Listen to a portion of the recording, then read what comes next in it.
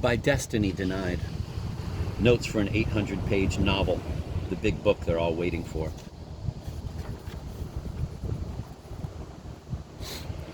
Background, Scotland, 1823. A man has been arrested for stealing a crust of bread. I only like the crust, he explains, and he is identified as the thief who has recently terrorized several chop houses by stealing just the end cut of roast beef. The culprit, Solomon Entwistle, is hauled into court, and a stern judge sentences him to from 5 to 10 years, whichever comes first, at hard labor. Entwistle is locked in a dungeon, and in an early act of enlightened penology, the key is thrown away. Despondent but determined, Entwistle begins the arduous task of tunneling to freedom. Meticulously digging with a spoon, he tunnels beneath the prison walls, then continues, spoonful by spoonful, under Glasgow to London. He pauses to emerge at Liverpool, but finds that he prefers the tunnel.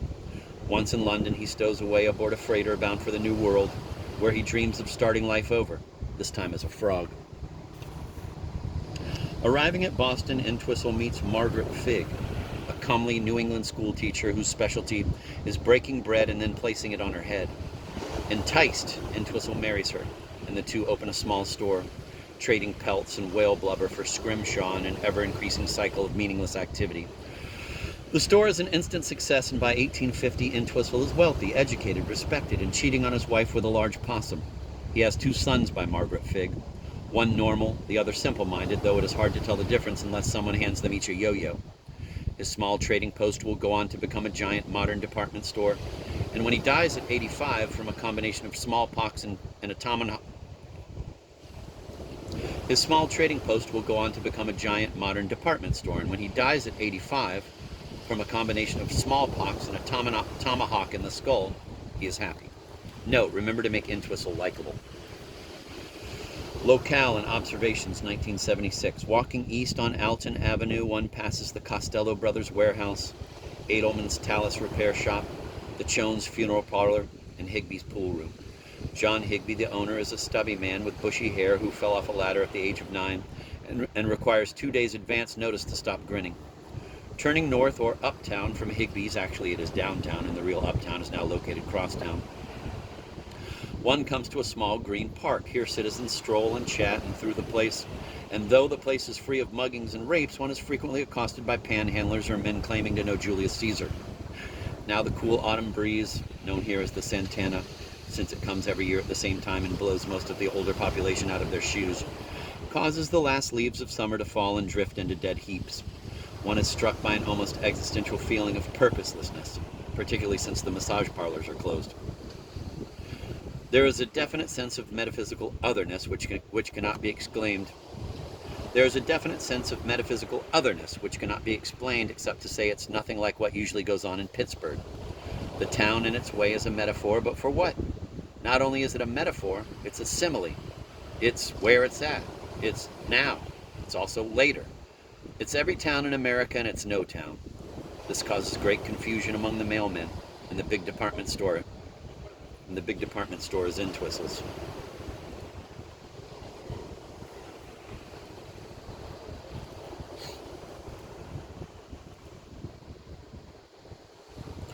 Blanche, base her on Cousin Tina.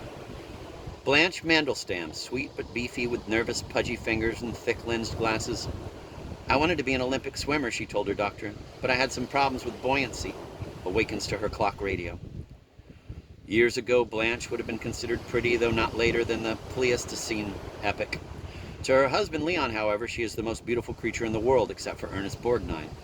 Blanche and Leon met long ago at a high school dance. She is an excellent dancer, although during the tango, she constantly consults a diagram she carries of some feet.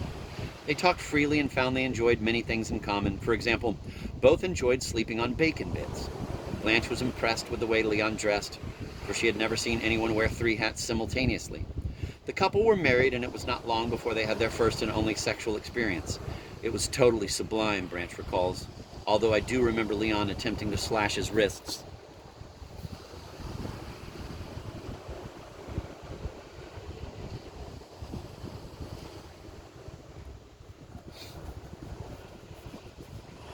Blanche told her new husband that although he made a reasonable living as a guinea pig, She wanted to keep her job in the shoe department of Entwistles. Too proud to be supported, Leon reluctantly agreed, but insisted that when she reached the age of 95, she must retire. Now the couple sat down to breakfast. For him it was juice, toast, and coffee. For Blanche, the usual, a glass of hot water, a chicken wing, sweet and pungent pork, and cannelloni. Then she left for Entwistles. Note, Blanche should go around singing the way Cousin Tina does, though not always the Japanese national anthem. Carmen, a study in psychopathology based on traits observed in Fred Simdong, his brother Lee, and their cat Sparky. Carmen Pinchunk, squat and bald, emerged from a steaming shower and removed his shower cap. Although totally without hair, he detested getting his scalp wet. Why should I, he told friends. Then my enemies would have the advantage over me. Someone suggested that this attitude might be considered strange, but he laughed, and then his eyes tensely darting around the room to see if he was being watched, he kissed some throw pillows. Pinchuk is a nervous man who fishes in his spare time but has not caught anything since 1923. I guess it's not in the cards, he chortles. But when an acquaintance pointed out that he was casting his line into a jar of sweet cream, he grew uneasy. Pinchuk has done many things. He was expelled from high school for moaning in class and has since worked as a shepherd, psychotherapist, and mime. He is currently employed by the Fish and Wildlife Service, where he is paid to teach Spanish to squirrels. Pinchuk has been described by those who love him as a punk, a loner, a psychopath, and apple-cheeked. He likes to sit in his room and talk back to the radio, one neighbor said. He can be very loyal, another remarked. Once when Mrs. Monroe slipped on the ice, he slipped on some ice out of sympathy. Politically, Pinchuk is, by his own admission, an independent, and in the last presidential election, his write-in vote was for Cesar Romero. Now donning his tweed hackey's cap and lifting a box wrapped in brown paper, Pinchuk left his rooming house for the street. Then, realizing he was naked except for his tweed hackey's cap, he returned, dressed, and set out for Entwistles. Note, remember to go into greater detail about Pinchuk's hostility toward his cap. The meeting, rough. The doors to the department store opened at 10 sharp, and although Monday was generally a slow day, a sale on radioactive tuna fish quickly jammed the basement. An air of imminent apocalypse hung over the shoe department like a wet tarpaulin as Carmen Pinchuk handed his box to Blanche Mandelstam and said, "I'd like to return these loafers. They're too small." "Do you have a sales slip?" Blanche countered, trying to remain poised, although she confessed later that her world had suddenly begun falling apart. "I can't deal with people since the accident," she has told friends. 6 months ago, while playing tennis, she swallowed one of the balls. Since then, her breathing has become irregular. No," Pinchuk replied nervously. "I lost it. The central problem of his life is that he is always misplacing things. Once he went to sleep, and when he awoke, his bed was missing. Now, as customers lined up behind him impatiently, he broke into a cold sweat. "You'll have to have it okayed by the floor manager," Blanche said, referring Pinchuk to Mr. Dubinsky, whom she had been having an affair with since Halloween. Lou Dubinsky, a graduate of the best typing school in Europe, was a genius until alcohol reduced his speed to 1 word per day and he was forced to go to work in a department store. "Have you worn them?" Blanche continued, fighting back tears. The notion of Pinchuk and his loafers was unbearable to her. "My father used to wear loafers," she confessed, both on the same foot. Pinchuk was writhing now. "No," he said, yes. Briefly. I had them on briefly, but only while I took a bath." "Why did you buy them if they're too small?" Blanche asked, unaware that she was articulating a quintessential human paradox. The truth was that Pinchuk had not felt comfortable in the shoes, but he could never bring himself to say no to a salesman. "I want to be liked," he admitted to Blanche. "Once I bought a live wildebeest because I couldn't say no." Note, O.F. Krumgold has written a brilliant paper about certain tribes in Borneo that do not have a word for no in their language and consequently turn down requests by nodding their heads and saying, "I'll get back to you." This corroborates his earlier theories that the urge to be liked at any cost is not socially adaptive but genetic, much the same as the ability to sit through operetta. By 11:10, the floor manager, Dubinsky, had okayed the exchange and Pinchuk was given a larger pair of shoes. Pinchuk confessed later that the incident had caused him to experience severe depression and wooziness, which he also attributed to the news of his parents' wedding.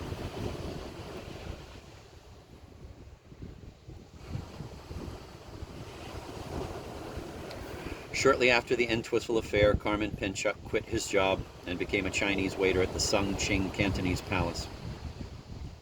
Blanche Mandelstam then suffered a major nervous breakdown and tried to elope with a photograph of Dizzy Dean. Note, upon reflection, perhaps it would be best to make Dubinsky a hand puppet. Late in January, Entwistle's closed its doors for the last time, and Julie Entwistle, the owner, took his family, whom he loved very dearly, and moved them into the Bronx Zoo. This last sentence should remain intact. It seems very, very great. End of chapter 1 notes.